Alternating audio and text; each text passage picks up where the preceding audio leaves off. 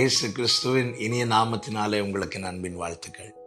இந்த நல்ல நாளை காண செய்த தேவனுக்கு ஸ்தோத்திரம் உண்டாவதாக. கர்த்தருடைய கிருபை உங்கள் அனைவரையும் சூழ்ந்து கொண்டு பாதுகாப்பதாக. 25வது சங்கீதம் 14வது வசனம். கர்த்தருடைய ரகசியம் அவருக்கு பயந்தவர்களிடத்தில் இருக்கிறது, அவர்களுக்கு தம்முடைய உடன்படிக்கையை தெரியப்படுத்துவார். கர்த்தருடைய பரிசுத்த நாமத்திற்கு மகிமை உண்டாவதாக. கர்த்தருக்கு பயந்தவர்கள் எவர்களோ அவர்களிடத்திலே அவருடைய ரகசியம் என்று சொல்லும்போது அது எல்லாருக்கும் வெளிப்படுத்துகிறதல்ல, அவருடைய இருதயத்தில் உள்ளவைகள். அது யாருக்கு தேவன் வெளிப்படுத்துகிறாரா? அவருக்கு பயந்தவர்களிடத்தில். கர்த்தருக்கு பயந்தவர்கள் யார் தெரியுமா? அவருடைய வழியிலே நடக்கிறவர்கள். கர்த்தருக்கு பயந்தவர்கள் தீமையை விட்டு விலகி நிற்பவர்கள். கர்த்தருக்கு பயந்தவர்கள் பிறருக்கு தீங்கு செய்ய துணியாதவர்கள். யோசேப்பின் சகோதரர்கள் பல ஆண்டுகள் கழித்து யோசேப்பினிடத்தில் வரும்போது யோசேப் அவர்களுக்கு தீங்கு செய்ய முடியவில்லை. ஏனென்றால் யோசேப்பே சொல்லுகிறார், நான் கர்த்தருக்கு பயப்படுகிறவன் என்று. அப்படிப்பட்டவர்களிடத்துல கர்த்தருடைய ரகசியம் இருக்கிறது.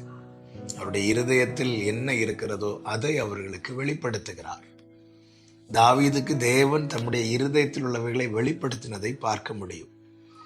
அவனுடைய பிள்ளைகளுக்கு கர்த்தர் என்ன செய்வார், அவனுடைய வீட்டை குறித்து வெகு தூரத்து காரியத்தை தாவீதுக்கு மனுஷர் முறையாய், அதாவது தாவீதுக்கு எப்படி சொன்னா புரியுமோ அப்படி கர்த்தர் வெளிப்படுத்தினதை 2 சாமுவேல் 7வது அதிகாரத்தில் பார்க்க முடியும்.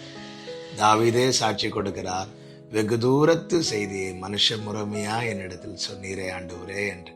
இந்த நாளில் என்னை கேட்டுக்கொண்டிருக்கிற அன்பு சகோதரா சகோதரி, நாம் கர்த்தருக்கு பயந்து அவர் வழிகளில் நடந்து அவருக்கு பிரியமானதை செய்து அவருக்கு பிரியமில்லாததை விட்டு விலகி நிற்போமானால் நம்முடைய வாழ்க்கையை குறித்து, நம்முடைய எதிர்காலத்தை குறித்து அவருடைய இருதயத்தில் என்னெல்லாம் இருக்கிறதோ அதை எல்லாம் நமக்கு வெளிப்படுத்த கர்த்தர் உண்மையுள்ளவராய் இருக்கிறார். வெறும் அற்புதத்துக்காக சுகத்துக்காக மட்டும் ஒரு பெரிய கூட்டம் இயேசுவினிடத்தில் வந்ததை சுவிசேஷங்கள் நமக்கு காண்பிக்கிறது. அவர்களிடத்தில் கர்த்தர் பேசினார், பேசாமல் இருக்கவில்லை. ஆனால் எல்லாமே வெளிப்படையாக அல்ல, உவமைகளின் வழியாய் பேசினார்.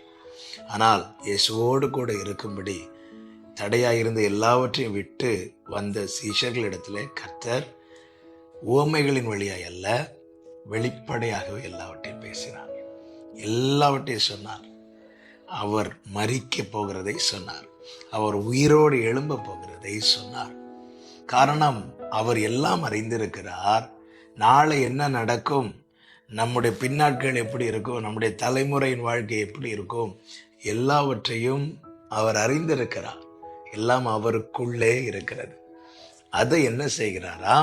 அவருக்கு பயந்தவர்களிடத்திலே கர்த்தர் அதை வெளிப்படுத்துகிறார். கர்த்தருக்கு பயந்தவர் வழிகளில் நடப்போம். அவருடைய வெளிப்பாடை பெற்றுக்கொண்டு தைரியமாய் முன் செல்ல கர்த்தர் ஒவ்வொருவருக்கும் அனுகிரகம் செய்வாராக. ஜெபிக்கலாமா? எங்கள் நல்ல தகப்பனே, இரக்கமுள்ள பிதாவே, இந்த நாளில் நீர் எங்களோடு பேசி உணர்த்தின காரியத்துக்காய் நன்றி. உமக்கு பயந்துமுடைய வழிகளில் நடக்க கிருபை செய்யும். இயேசுவின் நாமத்தில் பிதாவே, ஆமென்.